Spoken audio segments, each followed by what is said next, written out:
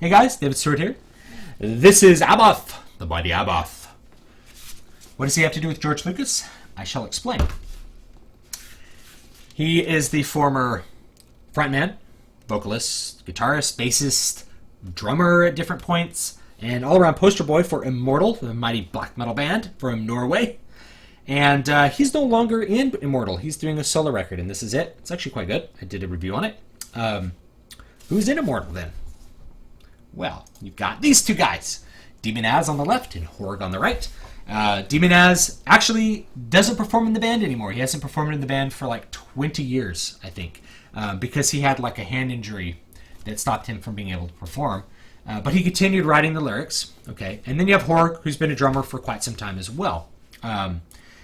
So here's the original guy who's been in the band forever, and he's not in anymore.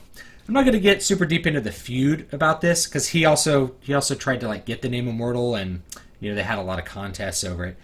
But let's just say that I don't think it's super artistically honest to have Immortal without Abbath. And I want to ask this question to you: is it honest to separate a creator from his creation? Can you have the creation without the creator and still have it be artistically or intellectually honest? I think with Immortal, my opinion is you really can't. Like the other guys that were in the band, you can continue on with some other band. Like you continue on with a different band, but probably shouldn't call it Immortal. And inside, there is a very big answer to this question from Abbath. And here's the answer. Here you have Abbath from the back showing his tattoo of Immortal, the band that he founded. And underneath a message to the mighty hordes of Immortal, die hard, right? So what he's basically saying is, this is the legacy of Immortal. This is now the legacy of Immortal. My message to the fans is, this is the legacy of Immortal. And you listen to it, that's the case. It sounds like Immortal. It sounds like this is the next step of Immortal. So that's his opinion on it. We know his opinion on it. It's like, hey man, this is really the legacy of Immortal. And the other two guys in the band, maybe they'll come out with an album. I don't think it will sound like the next Immortal record. This one really sounds like the next Immortal record.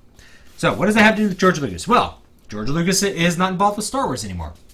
Why does that matter? Well, because George Lucas created Star Wars. George Lucas penned the original screenplay going all the way back to like 1974 or 1973. I've read that original screenplay. He pushed that screenplay through all the necessary revisions to eventually get the movie made in 1977, which he wrote and directed. He then penned the stories and was the executive producer for the next two movies and oversaw their production. And they were obviously continuing to be big hits. People loved that original trilogy, and they loved the prequel trilogy less. Especially people who really loved the original trilogy. There seems to be a lot of hate for that prequel trilogy. So, my thing is, well, he wrote and directed the original one, and he executive produced the next two, and he created the prequels and wrote and directed them. They are the products of his mind, for the most part. George Lucas is the central idea man when it comes to Star Wars. Star Wars is a little bit different from metal, because metal, it's like three guys, and now you have a metal band. But when you're making a movie, it's a huge number of people. There's all these people involved with the production.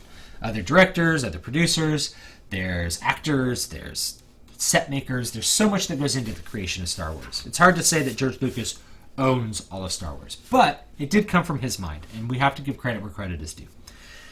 Now, he sold Star Wars to Disney for $4 billion, which is a lot of money. And maybe some people think he made out like a bandit, maybe not. But he basically said, they didn't want me around for the new production, so I didn't do it. And I don't like the new Star Wars movie.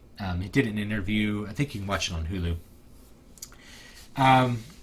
And we have a new Star Wars movie that's come out with no George Lucas in it. And fans seem to think that that's okay.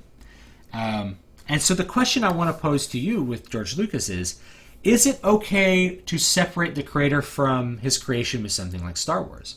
Is it okay to kick a creator out and have other people make music or make a movie that you like more because you feel like you can't have that movie made when the person who created the entire intellectual property is involved with it. Like, that's a really weird stance when you think about it. It'd be kind of like kicking James Hetfield out of Metallica, right? To have better Metallica albums. It's like, let's kick everyone out of Metallica and form a new band and call it Metallica. It's like if James Hetfield sold Metallica to Disney and Disney came out with a new band, 4 new guys. It says Metallica at the top. You hear it, it sounds like old Metallica.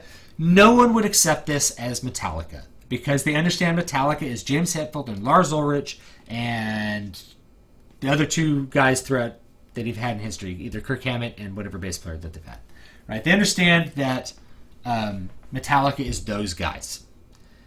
And the fans are not going to accept people other than that. And this is really common in music. The fans are really tend to enforce like that artistic honesty thing, at least in metal. I can't speak for other things. But in metal, the fans tend to be pretty fervent about what is and isn't honest.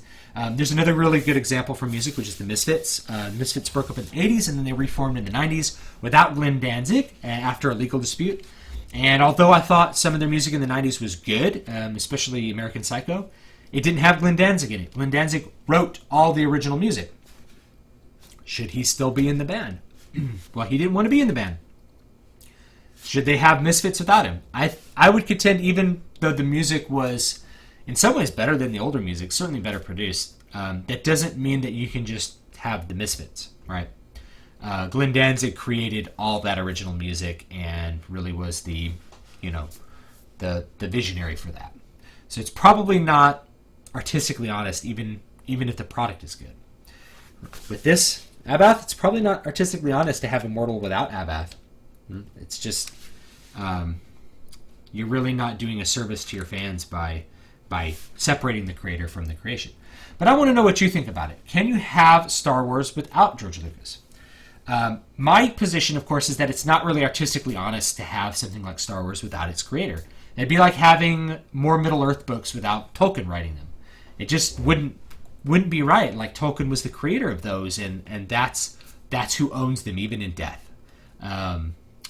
There is a big counter to my position, though, and that counter is really the market. That is the fandom of Star Wars. The fandom of Star Wars really, I think, a lot of people wanted George Lucas not involved with it. The guy who created what they love, they don't want him involved with it. They want the product and not the vision of the creator, which is a little odd from an artistic perspective. And the reason that I know that the market doesn't care about George Lucas's involvement with Star Wars is because he was able to sell it for $4 billion. Disney would not be able to sell the idea of Metallica to Disney for any amount of money because Disney already knows that no one's going to buy Metallica, or whoever else. Disney wouldn't buy Metallica, but I don't know, Elektra Records or something. They wouldn't. No one would buy Metallica albums without Metallica members in it. Just wouldn't happen. The market wouldn't accept that. But the market, Disney, whether you like them or not, they know markets, and they know that the market would accept a new Star Wars movie regardless of who was involved with it, regardless of whether its creator, its visionary happened to be involved with it at all or not. They knew that they'd be able to sell it. And you know what? Force Awakens has made a ton of money for them. Well, it hasn't made back to $4 billion, but it's made a lot of money. So it looks like they were probably on the right side of that particular market decision. But even if the market disagrees with me, I think that there is a thing such as artistic honesty. But I want to know what you think about it too. I want to know what you think. Should there be Star Wars without George Lucas? Am I making a good analogy here to music and to Abbath? Am I making a good analogy here? And if I'm not, please let me know. And if there's a better analogy, let me know. Can there be, any of our franchises without the people who created them? I would contend it's probably not wise, but I think in movies it's going to happen. Because now we have like a corporate ownership of IP, which is very weird to me to even think about. I don't think I like corporate ownership of intellectual property. Just from a artistic standpoint, it seems nonsensical because a corporation doesn't exist. Only people exist. Corporations are imaginary. So, anyway, thank you so much for watching. Don't forget to like, comment, and subscribe. Don't forget to visit my websites, dvspress.com if you want to read my books, davidvstewart.com if you want to check out everything else. And have a great, great night. I really appreciate you watching.